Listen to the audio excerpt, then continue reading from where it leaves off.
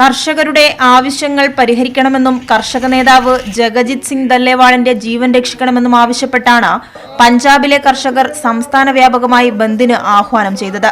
കൊടും തണുപ്പിനെ അവഗണിച്ച് രാവിലെ 7 മുതൽ ആരംഭിച്ച ബന്ദിൽ റെയിൽ റോഡ് ഗതാഗതം സ്തംഭിപ്പിച്ചു. 200ഓളം കേന്ദ്രങ്ങളിലാണ് കർഷകർ ബാരിക്കേഡുകൾ നിരത്തി റോഡുകൾ ഉപരോധിച്ചത്.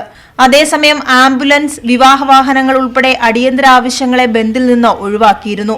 232 ട്രെയിൻ സർവീസുകളെ ബന്ദ് സാരമായി ബാധിച്ചു.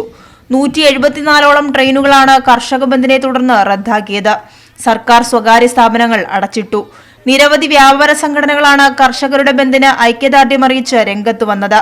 രാഷ്ട്രീയതര സംയുക്ത കിസാൻ മോർച്ചയുടെയും കിസാൻ മസ്ദൂർ മോർച്ചയുടെയും നേതൃത്വത്തിലാണ് ഇന്ന് ബന്ദ് നടന്നത്.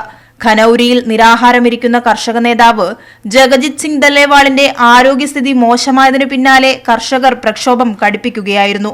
അതേസമയം ദല്ലേവാളിനെ ഇന്ന് മെഡിക്കൽ പരിശോധനയ്ക്ക് വിധേയനാക്കി. ദല്ലേവാളിനെ നാളേക്ക് മുൻപായി ആശുപത്രിയിലേക്ക് മാറ്റണമെന്ന സുപ്രീംകോടതി ഉത്തരവിന് പിന്നാലെയാണ് നടപടി.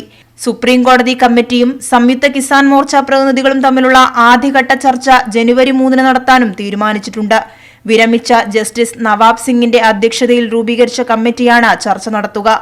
അതേസമയം കർഷകരുടെ ആവശ്യങ്ങൾ അംഗീകരിക്കുന്നതിനു പകരം പ്രക്ഷോഭത്തെ അടിച്ചമർത്താനാണ് കേന്ദ്ര സർക്കാർ ശ്രമിക്കുന്നതെന്ന് ദല്ലേവാൾ പ്രതികരിച്ചു.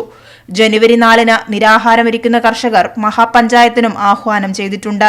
മറ്റ് സംസ്ഥാനങ്ങളിൽ നിന്നുള്ള കർഷകരടക്കം മഹാപഞ്ചായത്തിൽ പങ്കെടുത്തേക്കും.